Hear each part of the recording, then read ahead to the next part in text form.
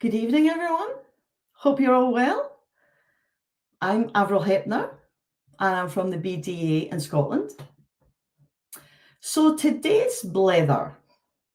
The theme tonight is Glasgow Deaf Photo Walk. So why did we choose this theme tonight? We just thought we have a really interesting group in Glasgow, and we wanted to invite a couple of guests along just to chat tonight, have a healthy discussion about why they established the group and what's really been the importance of this, what they've been able to achieve in the last few years. We'll talk about photos, of course, and we hope that if there's anyone in the audience that has a particular interest in photography, they might want to join the group, come along and enjoy that. Okay, so let me introduce the participants tonight. You're really welcome. Welcome, Scott. Can you introduce yourself? Indeed, my name is Scott and I'm from Glasgow. So I'm sure we'll come to you again and do some questions in a little bit. Can I introduce Will now? Welcome. Can you give us your name and where you're from? Hi everyone, my name's Will and this is my sign name and I'm from Glasgow. There we go. Perfect. Two boys from Glasgow. Fabulous. Okay, so can we start by going back a little? What was it that got you both interested in photography? Well, if I go first, I'll try and keep this as short as I can. When I was growing up, photography wasn't ever something I was into, but I had bought a camera and I was really just playing around with it, but I was no good at it at all in terms of actual photography. But lucky enough, I had gone on a course which was really just an introduction. And I'd gone with someone else and it was a 6-week course, just an introduction to photography. And as I got into it, I thought, this is way more interesting than I'd originally thought it was. So I'd applied to do an NVQ for 1 year foundation course, which I thought was going to be far easier than it turned out to be. We did have an interpreter and everything, but it was hard work. Then I did a 2-year HND, got my diploma, and got into professional photography. So that's my journey in. Thank you, Scott. Okay, so you started quite late in life. What age were you? I know, I wouldn't like to tell you how many years, but 2006 was when I first started. And I did the HND then. So that was 3 years. So I finished my studies in 2009. And can I ask, were you the only deaf person on the course? I was indeed on the HND. The second year, there was another deaf person joined, but I was the only one there for the full 2 years. Lovely. And what about you, Will? Well, of course, I was linked to, similar to Scott, really. In the past, I'd worked with graphic design. I created posters, websites, and so on. And I'd been going through that, and I didn't really enjoy it anymore, to be honest. And then I met with Scott, and obviously he was talking about his qualification, and he gave me the camera, and I just thought it's really interesting. I just got hooked after that. Really excited about what I could do. So I basically quit my job and I bought, again, it was a camera that Scott had shown me all that time ago. And I built a portfolio, took some photos, and then I applied to the same course that Scott had gone to. Went into the HND and then actually went and did a BA, went and got a degree, basically. So, wow, that's amazing. Well, yeah. I think, whether I hadn't met Scott, would I become a photographer? I'm not so sure. Oh, that's great. Great that you both got into that together. Fabulous.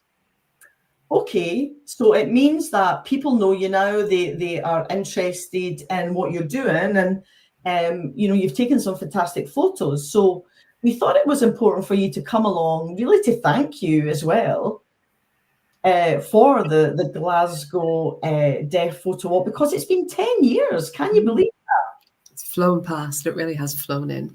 Yeah, 10 years ago that you got that idea to set this group up. Can I ask you though, first of all, now I know you were talking about learning photography and so on. Was there someone, a role model that you looked up to? You go on ahead. Well, I'd say my role model, he wasn't deaf, he was a hearing person.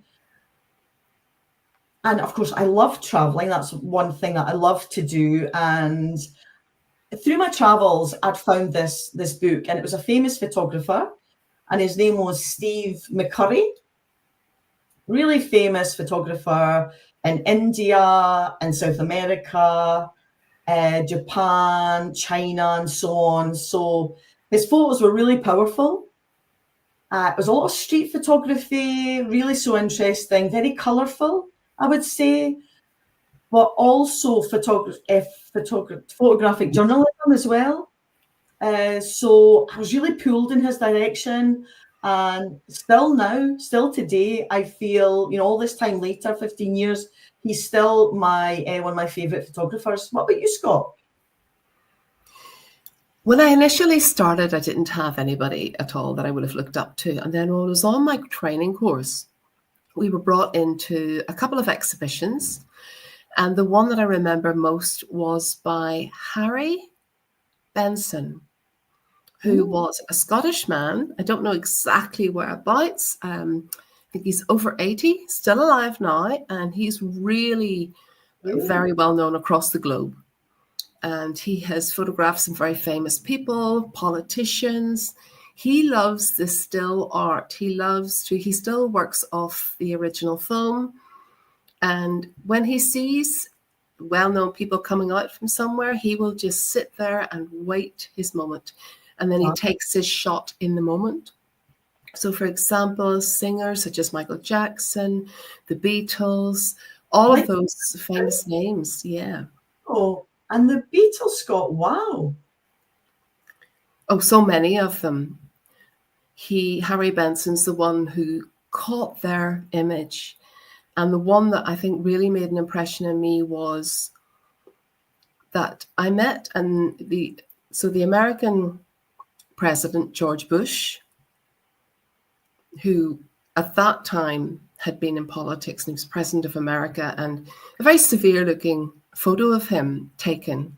Most pictures you can walk past, but this just captured so many personal details and his whole character. And I think that came across so clearly that really left a mark on me. That's the way I want to be as a photographer.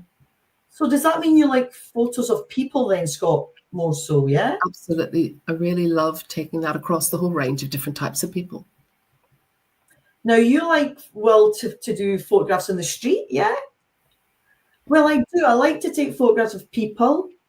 And I like to do, just different photographs. I'm not into, doing something staged in that way. That's not my thing. I would rather be in the street and do a lot of street photography. I want it to be real, very raw, and to see what's actually happening in the street. That's live. It's just going on in front of you, just capturing that picture, that moment in time that you can have. So, it just label it art, I suppose, and it really excites me. I just think it's like video, it's just poetry. It's lovely. What about you, Scott? I think most people would know that in terms of my photography, I've done a lot at the major deaf events that we've had, even some family ones as well. We have very different strengths and weaknesses. I'm not great at the street stuff. I like it with people, developing a rapport with people, just capturing the moment. And that's where I come from. And I think I'm happy to be there until I feel I get that shot. And then I feel satisfied. That sounds really great, actually. And it's nice that you complement each other and you have different perspectives and interests in the way you take your photographs. So, Scott, I know that you've went to family gatherings, you went to weddings. Is that correct? You've done photography in that way in the past? I have done in the past, yes. Good. What about you, Will? Similar? Well, I think I've perhaps done weddings twice, but that was enough for me. Too stressful. Me too. stressful. Didn't want it. No, it you just have to be there all the time, watching what's happening. You can't miss this big event. You can't get it again. It's obviously really important, a wedding day, to get those shots. But it's people communicating, and I like that part when people were together, they were chatting. But honestly, see, after I did a wedding, I was absolutely zonked for about 2 or 3 days. Absolutely. Well, people ask me all the time to do weddings, and I will do other things, but the last one I've done was a while ago. Actually, I'll not tell you how many years ago it is now. Yeah, it's really interesting though that you think that the weddings have to be perfect and the bride and groom want everything, and the last thing they want is to see the photographs after the big day, and they're poor. So yeah, absolutely understand that. So our discussion tonight, we wanted to ask you both, where did the idea come from when you talk about the Glasgow Deaf Photo Walk? Why was it established? Where did that idea come from? Well, Will and I are on the same wavelength all along. And the idea for this, it wasn't a plan. It was just that we had the same ideas, that we wanted to meet up with people, have a chat, and just become, we met up and the shared ideas. And so we weren't too sure what to do, but we thought we would set up this Glasgow Deaf Photo Walk and see how it would go. So we started off with very few people. And 10 years ago, I can't even remember all the details, but we started off with very few people and the numbers just seemed to grow really quickly. I think because it was a bunch of deaf people, everybody was using BSL, and people were attracted partly to that. And then the creativity started. And we started in the Glasgow area, but we moved on out. We went to Boone, we went to other areas, and just moved it outside the Greater Glasgow area as well. So we've gone to different areas. Berlin, Andrews, yeah, wow. Yeah, Dundee we went to as well, Scott, didn't we? Yeah, perfect. Yeah, so not just in Glasgow, we've travelled about a bit as well, looking for the best places. It's actually, for Will and I, been quite a task because we're voluntary in this. And so it's been hard work, but I think we've both really loved doing it.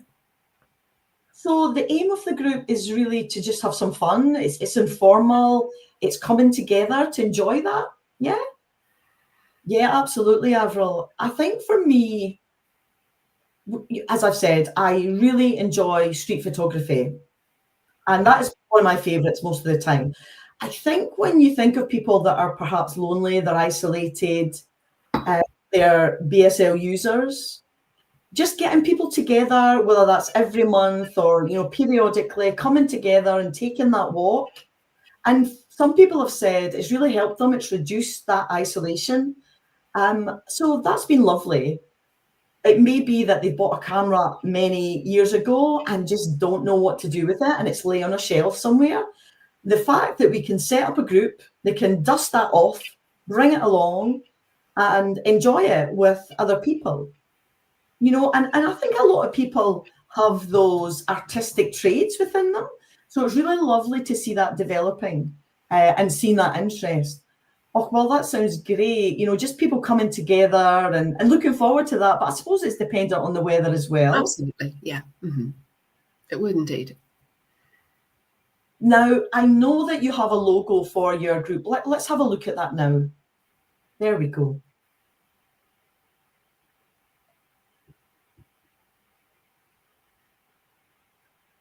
So was that your idea, the logo? How did that come together?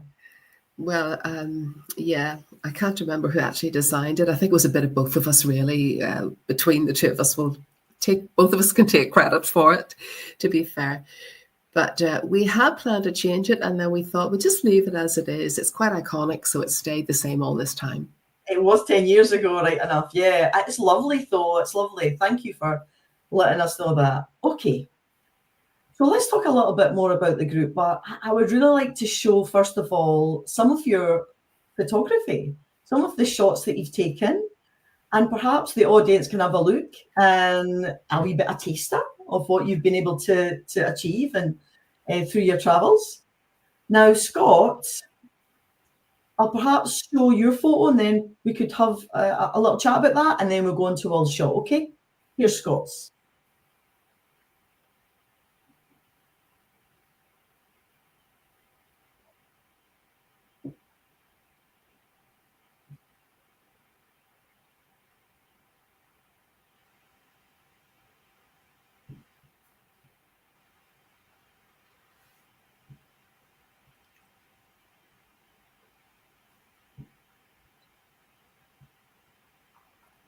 Thank you. That's really a mixture. You've got colour, black and white. You've got a dog in there as well. Can you explain the premise behind these? Yeah, I love animals. I always have done. Particularly dogs. They're the top of my favorite list of in terms of animals. And I sometimes ask permission to take photos of dogs. In this particular one, it had looked at me. I felt I got the right texture, just the way it was. It was a dog that was looking happy with life, and it was a very straightforward process for that one. Sometimes black and white, sometimes that area around Glasgow University is a very well-known iconic building, that whole setting. And I think the shape of the roof just shows us, Glasgow, the original idea and the concept of Glasgow, the sense of being grey in the past and all that. So is that a favourite of yours, Scott, to take photographs of buildings, architecture? Well, what I like is the contrast there between the old and the new, and then the reflection of the light coming back, whereas the older building doesn't have that reflection. And I think that's a real contrast, and different perspectives are shown there. Oh, that's really interesting. Thank you, Scott. Now we'll show Will's photos, then we'll come back to you.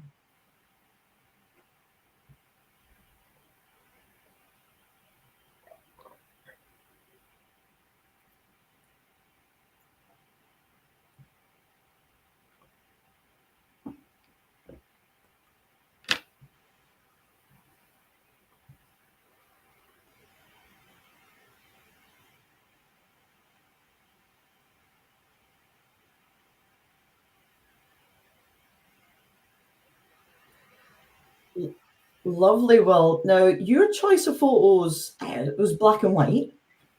Can you give us a bit of information on why you took those ones? Well, good question, really. I suppose it depends on my mood as to what I want to do on that particular day. And, whether I want to pick black and white, whether I want to choose colour.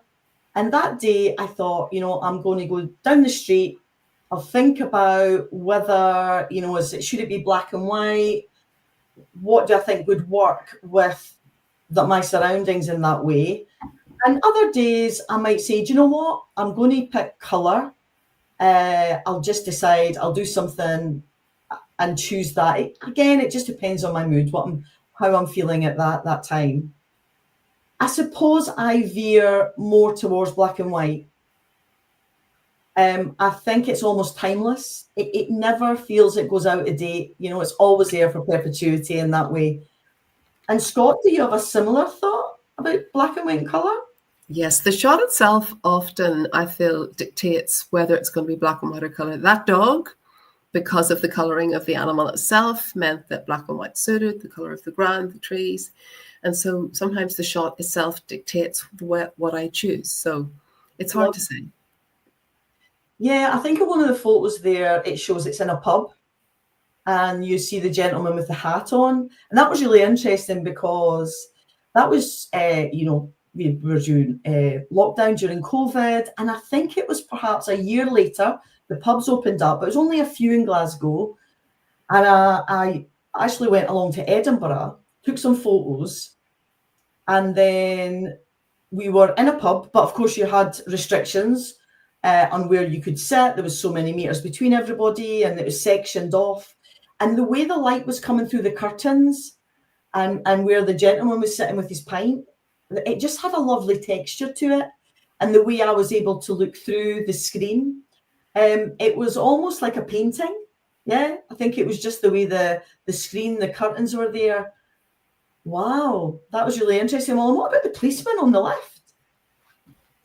Yeah, well, that's at Glasgow Central Station, down in the basement, really down in the ground floor there. And he was going up the lift. The light came down, but obviously there was a really nice contrast between light and dark.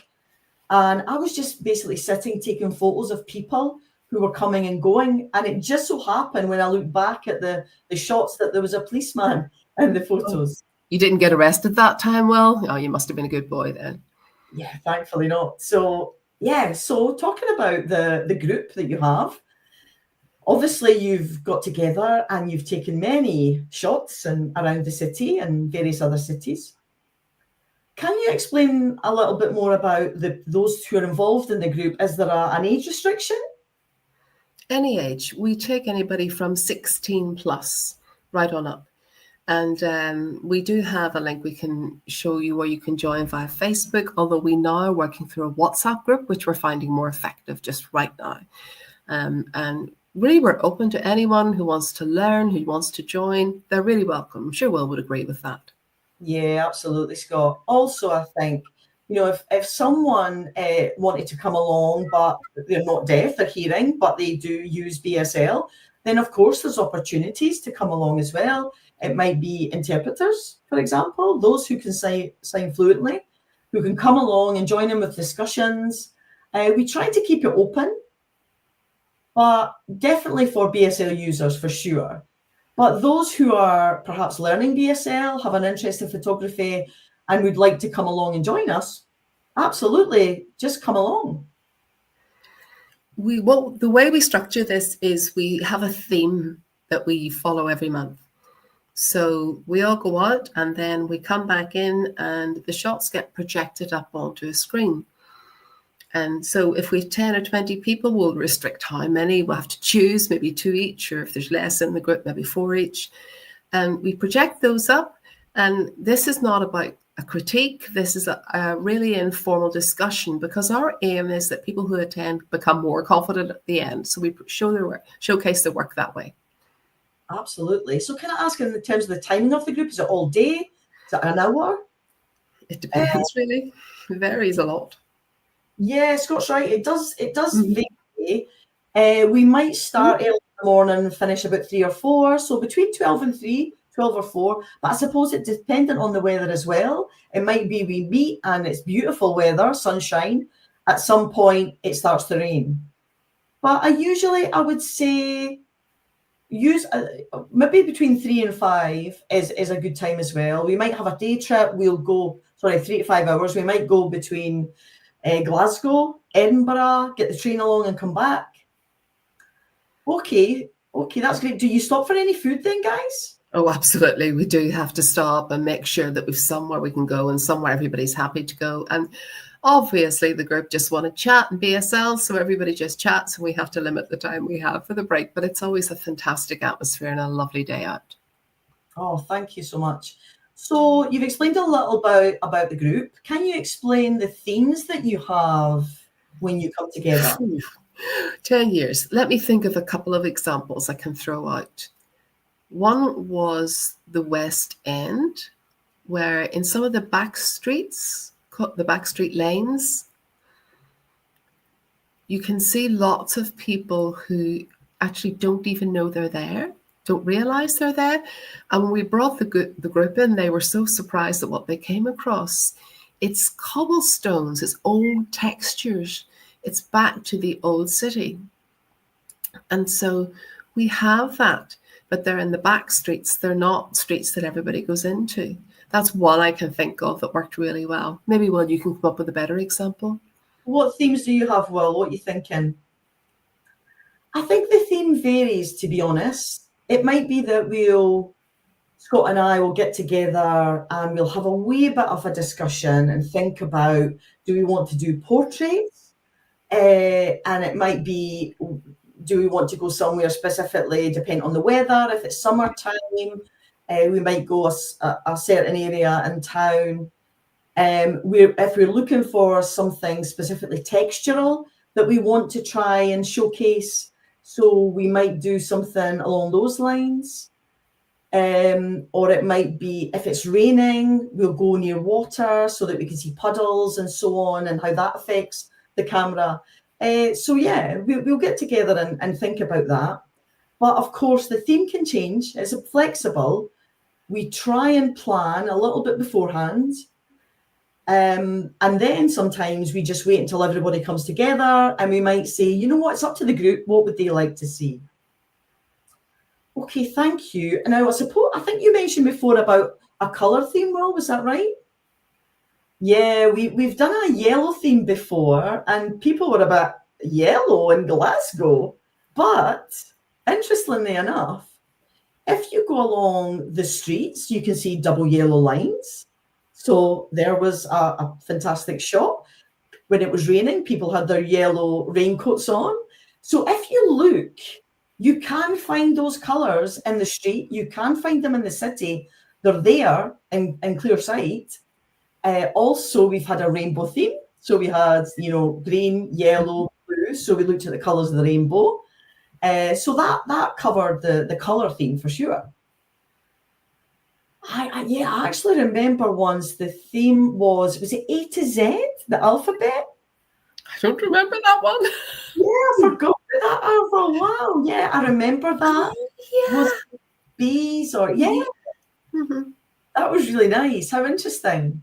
Yeah, it was getting A, get some photos, then B, and then you move through the alphabet. So that was really lovely. Nice theme, that one. Yeah, enjoy that. Okay, so you have different themes, you come together, you agree on something, you might let everyone know. Do you have a committee? Yes, we've had someone come in about 6 or 7 months ago. I don't know if you want me to name them or not. Stuart Watkins. And Stuart has come in and has joined us. So there's now 3 of us doing this together. So Stuart gives you some support. Yeah. I think what we were looking for is some commitment, particularly perhaps at the weekend, getting someone in who could support the 3 of us to plan. It might be that someone isn't able to do it. So we thought if Stuart Wilson was on board, it meant that, the 3 of us could alternate, we could have a rota basically. Okay. So, is there any women involved? It seems to be very male dominant. I think it's fairly balanced, actually. You definitely have women there, absolutely. Maybe 2, 3, 4 if we're lucky. But yeah, a bit of both. Yeah, I think so. I think Scott's right. We started probably mostly with men, but women have certainly come along and we invite more. I think people's perspective of a camera club might be that, it's more photography is more men, but actually it doesn't matter whether you're male, female, trans, from the LGBT community, anyone can come along. It's very mixed. You're most welcome. I think, 10 people. At the minute, you might have 9. Actually, Avril, we have a place for another woman if you'd like to join. Yep, perfect fish in there, Scott. Yeah, I'll get myself along. Okay. So do you have to have a specific camera then?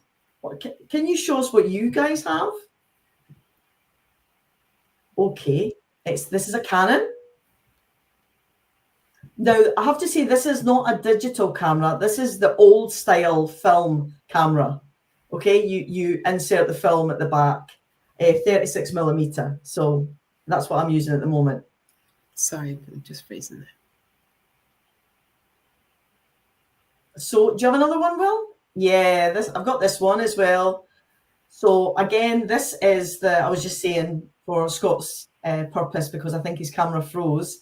I'm back to using a film 36mm film camera. It's not digital, so you can see it here in the back. Oh, you've opened it. The light's got in. You'll have spoiled it. Oh no. Nah, it's okay. It's okay. Don't worry. I did use digital before, but I wanted to slow down a little. I wanted to slow down my photography a little. Yeah, because you take so many photos, you can have over 1,000 easily. Now, this is within my 36mm, is just 36 photographs. So I wanted really to take the time to breathe and to think about my photographs before I moved on, instead of just being trigger happy with the camera. I wanted to get back to the roots of photography and why I got interested in it. give you an example of that. I mentioned Harry Benson. He, as I said, uses 36mm as well, even less than that, sometimes 24. And he's so well known. His pictures are incredible. And there's real advantages in that. I can see that. I have veered back and forward on the digital scene. Originally, my first camera was a Canon 5D Mark II. And in college, Mark II had just been released. And obviously at that stage, I got into it and it seemed to work well for what I wanted then. It was expensive even then. I can remember going to my mum and begging her to help me buy it. So whenever I got my degree, then she helped me out with that to buy it to celebrate. And I had to sell it. I had to let it go because it just got to the stage it was starting to break. So I have a couple of cameras at the minute I can show you. I have a Sony mirrorless, which is different from the DSLR. And it's a bit more advanced. It's got a sharper picture. It's got the ability to do this. It's got smart technology. This one here, my Canon, it's easier to use, more user-friendly. And I've had that for 7 or 8 years, so I'm well used to it. And when I got this other new one, it has taken me quite a while to get into the way of it, and I'm still learning. There's so much to learn because of all of the different bits of technology that are in it. Of the two, I actually prefer my Canon. It's just digital. It's a DSLR camera. The mirrorless one is different technology. Thank you both for that explanation. That's great. If I can just move us on a little then. So you're both volunteers with this group, of course, yeah? So how does that work? How did you get involved in that? What was the... We are indeed, yes. I mean, do you offer a space? Are you full volunteers? What is it you're doing? Yeah, it's been 10 years, Avril, yeah. Voluntary. Sometimes we get bits and pieces of money to help with printing, with frames, with that kind of thing, but that's all. Yeah, we'll try and raise some funds, of course. We'll try and raise that, get some funding perhaps, and see what we can do. But of course, it's very difficult because your money is limited. There's a lot of barriers to try and get funding to help us. But, you know, the group, for example, if it continues to increase, that's great. But if we only have, you know, a couple of people, then trying to get funding would be really difficult, I think, to be honest. We need numbers there to help us going for sure. Yeah, totally. I agree.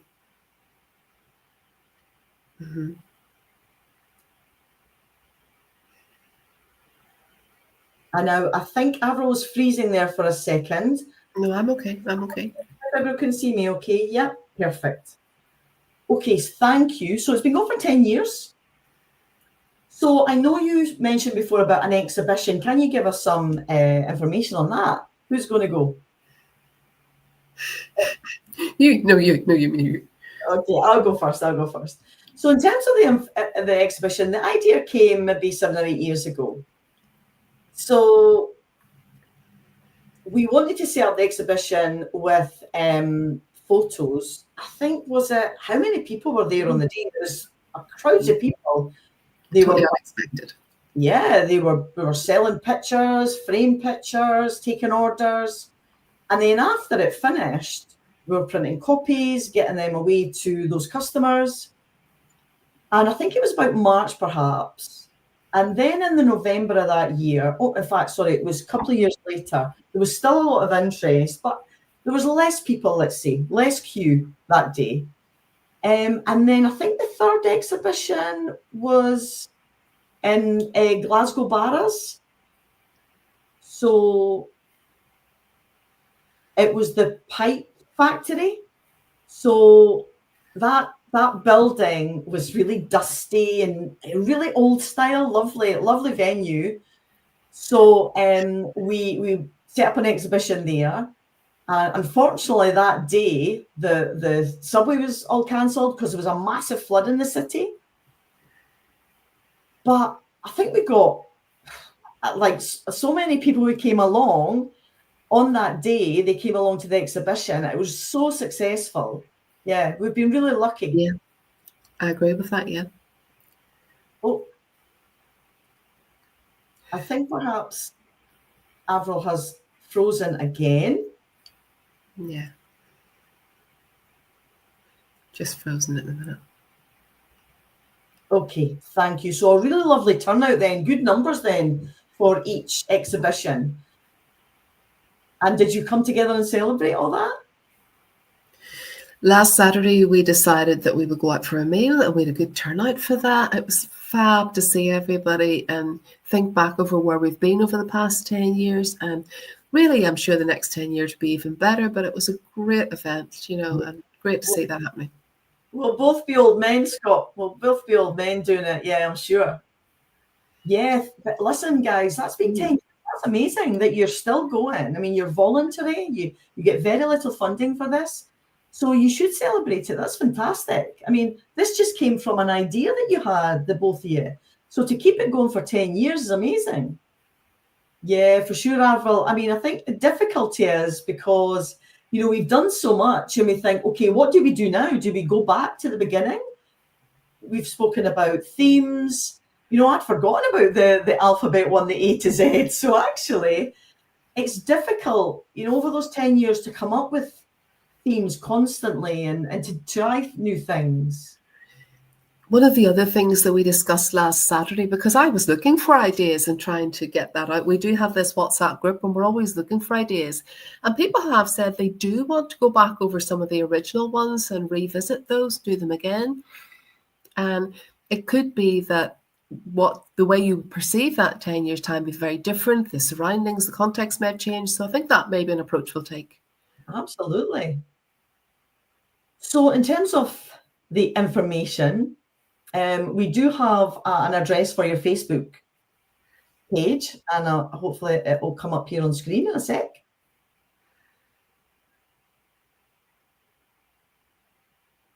Now, my colleague is in the background here, and he should be putting that up. There we go. There is the Facebook page. So if anybody in the audience wants to join, you'll find that on Facebook. And obviously, as Will and Scott says, you're all welcome. And here we have the Instagram page as well. So I wonder if both of you have thought about, you set up courses in the past, a 6-week course for people interested? We have indeed. I think twice we've done this, 2 different venues, 6-week courses in basically a basic course on how to become a photographer, how to get into photography. A really fabulous response from everybody. And I think the thing for deaf people is if you go to a course where you're the only deaf person, it's just set up visually a different way. For us, we set it up in such a way that they got to see everything, be part of everything. The whole language was inclusive for them. It was great.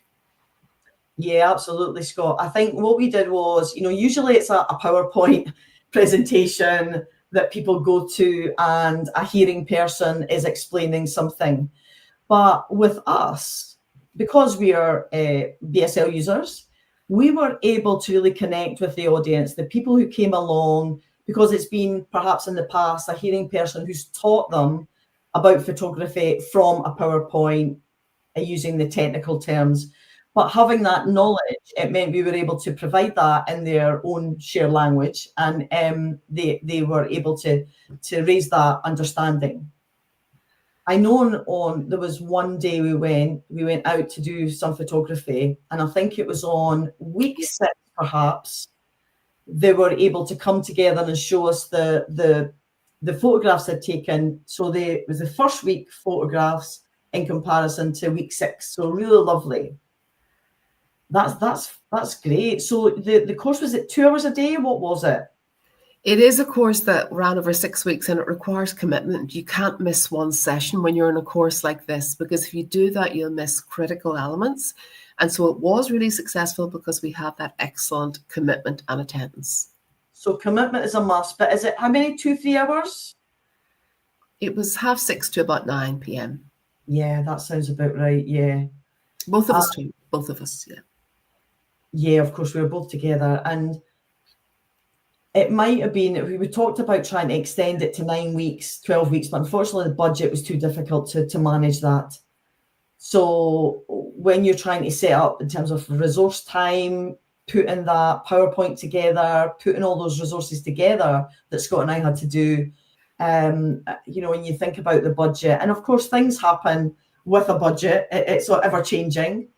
And when the course finished, we did get a lot of feedback and people saying, can we do this again? But unfortunately, we didn't have the money at that time. Yeah, you're absolutely right, Will, because over that first 6 weeks, we talked about the camera, basically. We talked about the lights, basically, but there's only so much information you can give. And it kind of whet their appetites, but then they wanted to carry on and, they wanted to be able to do more and take part more. And we were able to balance off theory and practice and do all of that. It was a fantastic group. It went really well. Absolutely right, Scott. Yeah, so you've been speaking about the cameras that you have. I wonder if you're able to give a few tips to our viewers. Now, you mentioned ISO values at one point and aperture and different technical aspects. Could you give us some wee tips for the audience? Okay, there are 3 elements to this that all come together and work together. What we have is shutter speed, which is a bit like, you can imagine blinking your eyes. It's like the speed of the camera shutting and opening. And you can do that slowly or you can do it quickly, just as you can open and shut your eyes slowly and quickly. Then you have aperture. Let me just spell that word for you. It's aperture. Help me out there, Will. I always get my spelling wrong. That's the one. And it's when you're outside that the focus changes in your eyes, that the pupils have to change so that you're not getting blinded by the light. Yeah, all that changes. So it's from 0 to 22, and then it goes both directions. It goes from darkness to light and then backwards. So you can imagine that's small, and then it doesn't open much, and then it opens a lot, and then it closes again. The third one that confuses people is ISO. There's the actual words that ISO represents across the screen. That is shutter speed and aperture. Remember, 3 terms here. Then ISO helps with the lighting that comes in, because if you don't have light coming in, you can't take a photograph. At the minute, you're kind of, before you go to take a photograph, if it's an ordinary daylight, ISO may be as it really was on the camera. On a very dull day, you would have to adjust that. So maybe you go up to 1000 or 2000. If not too much, it becomes grainy. Okay. And that's what we don't want. We don't want that grainy effect on a photo, or maybe you do. So that's what the aperture does as well. Those 3 elements are what are key for taking photographs and to understand. Okay, so these 3 are all important. That's fantastic. Thank you, Scott, for that explanation. Okay, so I think we have a question from our audience member, and we have Billy Graham here. Please say hello and good evening. Now, do mobile phones have a shutter speed? And if yes, which one? If no, then which DSLR camera is appropriate? Over to you guys. Do you still want the question up on screen? Well, yeah, perfect. Okay, thank you for that. So yeah, your phone does have a shutter speed, absolutely. But usually when you buy an iPhone or an Android or whatever that may be, usually everything's automatic, okay? You point it and go. It's as simple as that. But you can buy an app. You basically download that app from the internet, and that can essentially control the shutter speed on your mobile phone. Okay, it'll give you some numbers there, and you're able to do it. It probably depends on which phone you have. An Apple, for example, you can download the app and control it. But in terms of which DSLR, I think it's a really difficult question to answer at the moment, because technology is so great. Cameras are doing really well at the moment, and it'd be difficult to recommend something. My advice to you would be to go into a camera shop and feel the camera. Pick it up, touch it, see how it feels in your hands. And it might be that it just doesn't feel suitable for you. You want it to fit perfectly with you. Yeah. Avril's just saying, yeah, of course you want it to be comfortable, match your body. Yeah, absolutely. Yeah, and of course, when you're in the shop, you can ask questions to, that customer representative. But I would also say that if you're starting off from scratch, don't say buy just an awful camera. Just buy a basic camera that you can then work with. Because if you picked up this camera that I have here that's new to me that I'm still struggling with, you would know what you were doing. Buy a simpler camera, build up your confidence, and then you work your way up the different types of cameras that there are when your expertise increases. And is second-hand okay, Scott? As long as it's been checked out thoroughly before you hand over any money. And my strong advice is go in face-to-face, meet, and bring someone with you who actually understands cameras, know how they work. Because if you don't, then you won't really know what you're buying. So there are risks buying secondhand. If you go to shops out there or whatever, secondhand shops, I know that there's perhaps less than there were, but there's a shop, there are shops out there. And if it's a secondhand shop with a secondhand camera, then my advice would be bring someone who really knows. But it's really up to you at the end of the day. And don't order from the internet, I guess. You want to go into a shop physically and be able to pick up the camera and get the feel of it. Absolutely right, Avril, yeah. Okay, thank you for that. So can I ask, the people who come along to the group, do they need their own camera? Interesting question, because when we started originally, they had to have a camera and we weren't using phones at all. It had to be an actual phone. Whether Android or iPhone, we didn't allow them. However, we could see that as time went on, we needed to move because I felt we didn't have a choice. We had to open it up to iPhone and Android users. And when we did that, our numbers increased so much. It was quite dramatic, actually. People who'd never taken a photograph in their life other than on their camera, on their phone, and the actual shots that they came up with, I was gobsmacked. Honestly, they were so excellent. Now, what I would say is that for me, this camera that I've got here, there's a lot more that you can learn from it. If you're using a phone from your camera on your phone, there's not much to learn because you're just hitting the button.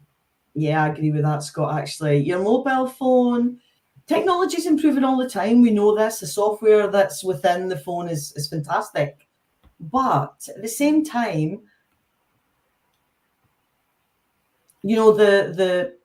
when you get your camera and you hold it and that feel that you have with your mobile phone, it's just too easy. You want to physically hold that camera, that piece of equipment, okay? It's too easy with your mobile phone. And I don't like the word lazy, I'll be honest. But, if you want to take numerous photos with your mobile phone, okay, more power to you. But if you enjoy it, I would say buy a secondhand camera, buy something cheap.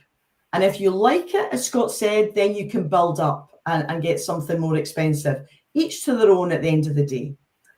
Yeah, I was just thinking, not everyone can afford a new camera, of course. But if there's people in the audience who want to join with their mobile, they're more than welcome, as you said. They absolutely are. So I know that you would have started, it's been 10 years, so 2015. So COVID would have stopped you in your tracks a little. Yeah, it was a tough time. We were all stuck indoors, weren't we? And I can well remember that we had to meet on Zoom, and we would then have a theme, for everybody's safety at that time. We had to do that. It was winter, I can remember themes like winter, snow, that kind of thing. And we had loads of responses. It actually worked really well. And I think that was helpful. Those were such hard days. It was such a difficult time.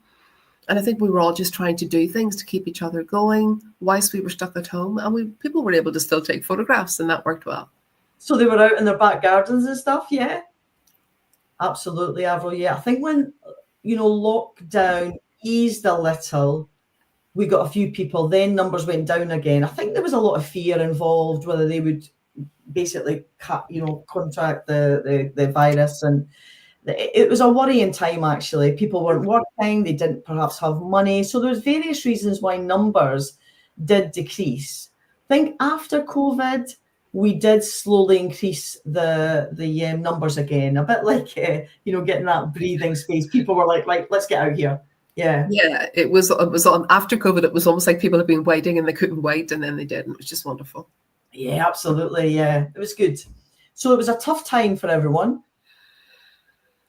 Before COVID, we had really big numbers. We saw an impact. The numbers dropped afterwards, and some people didn't come back, which we totally understand. We did our best to try and get them back, and then we've done our best and continue to do our best to work on numbers and keep the numbers well up.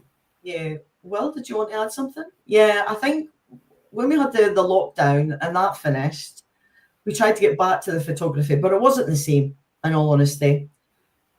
I think you had to really reflect on what has changed here, what is going on. It seemed that it took a while for everyone just to get back on track in a way. I think there'd been a huge impact on people's health.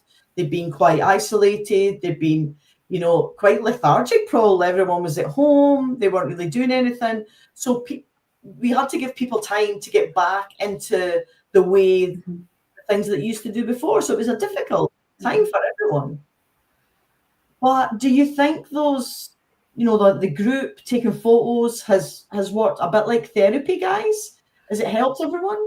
Yeah, so much better than staying at home. It's so nice to get out and meet people once a month or however much it is. Doing these photographs is something to do. It takes people out for a walk. They go out for the day rather than sitting at home. And then you produce something because you have these photos that you've taken that you can look at, and that's very satisfying. I think that's really, important for those who are feeling a bit lonely and isolated, just having that connection with peers, with other people. I mean, what could I ask you? What is maybe your favourite memory? Pick a memory from your time with the group. I have a bad memory, which wasn't a bad thing, was I was running to catch the bus because we were going out to catch the coach, and I was running and everybody was chatting, and I just made the bus and no more. And when I got on, I was puffing and panting so hard I couldn't talk for ages. And it was only when I got there, it was a lovely, hot, sunny day, such a beautiful place, such beautiful architecture. I was shattered, though. Yeah, of course, St Andrews is a lovely place. Yeah, I'll remember that. Yeah, what about you, Will? Perhaps it was on the Isle of Bute. That ferry trip, yeah. Yeah, absolutely. You'll remember that. Yeah, because we all went there. We met in the centre, and then we went on the ferry. We'd been on the train. Sorry, we got on the ferry. We were taking photos. We'd had something to eat in the pub, and we got the ferry back. And I just felt refreshed. I think we'd been doing the same thing. Just constantly. We got together with people. I'd been on my own, came back with everyone, and it was just a lovely time. It was a lovely day. And also in the group, there'd been people who'd never been to the Isle of Bute. I'm one of them. I'd never been, and so I was just amazed to see the beauty of that little island. It was fabulous. Great day out. What was your theme on the Isle of Bute? What was it? Yeah. Was it? I think it was the street. Was it, Scott? Let me see if I can find mine, because I'm pretty sure I have a hard copy I can bring and show you. That's really interesting, actually. So, here we go. Oh, that's lovely. It's someone's door. That's lovely. Yeah, I think it felt a bit different because obviously we're in the centre, we're in the Central Belt constantly. And this was very different from a city. There was a small castle, being on the ferry, the water, the coastline. It just gave you a different texture to your photographs. There was loads of people mingling about. Sorry, I should say in Glasgow, there's loads of people. The architectures, the buildings are quite tall. It was very different in Bute. I think it's our fourth time out, isn't it? Just That's right. Last year, we went as well.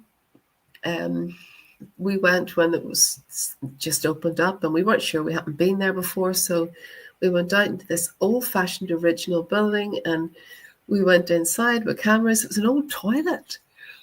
And, you know, public toilets that have been closed down and standing in a place where you're thinking people used to go to the toilet in here was all very strange, but it was just amazing. Wow. Yeah, that's really different than being in a public toilet for sure. Yeah, and I know we used to have them years ago in the parks, for example. Yeah, and it actually is still open now. Really interesting, yeah. So very different from the built-up area from Glasgow. So any other plans? Well, we're looking at Arran as an option. There's a few things to consider, though, with the weather, obviously. If it does get stormy, how do we get home? Are we left stuck on the island? So we have to analyse that a little bit more and just explore what the options would be around it.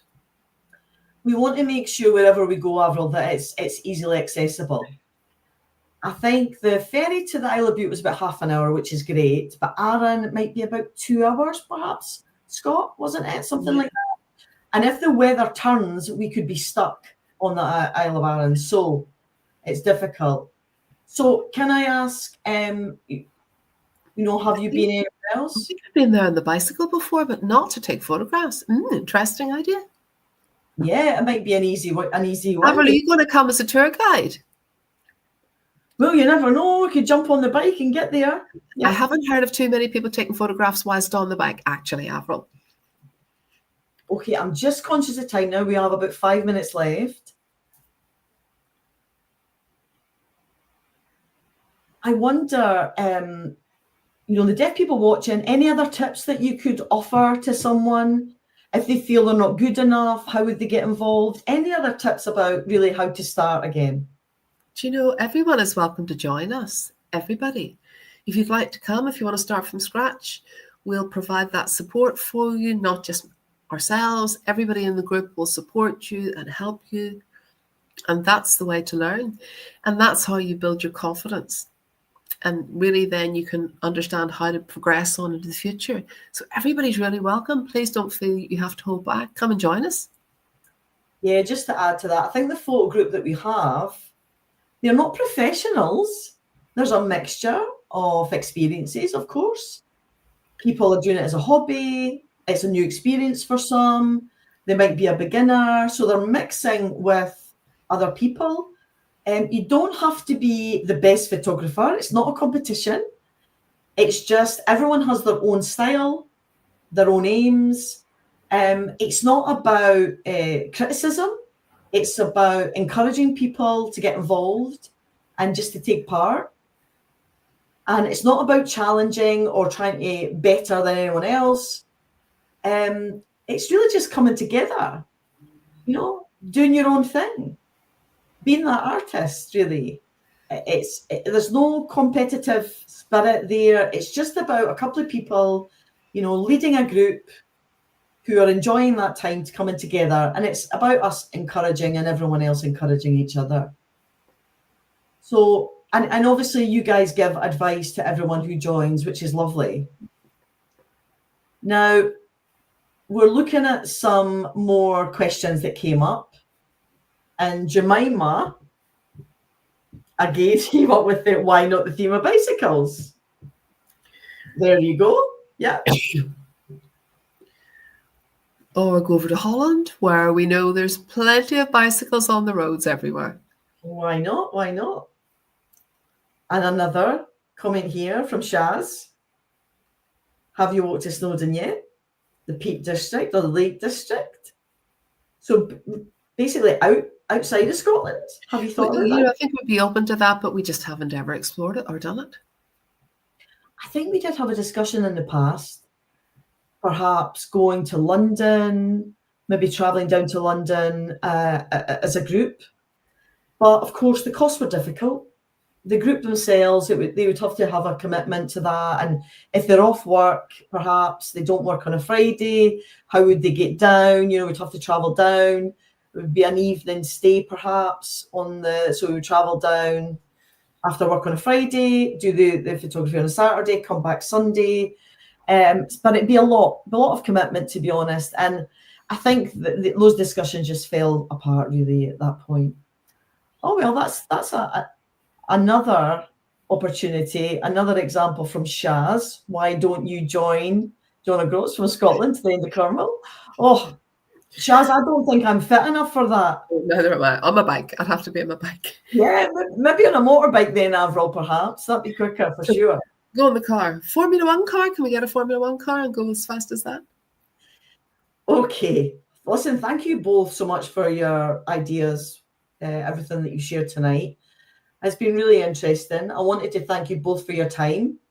And I do hope that those who are in the audience tonight have really enjoyed this discussion. I've certainly enjoyed myself.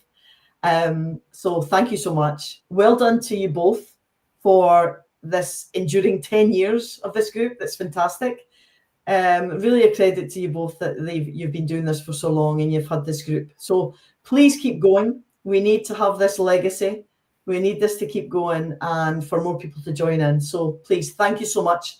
I so appreciate your time this evening. Thank you. Bye, everyone. Bye-bye. Bye.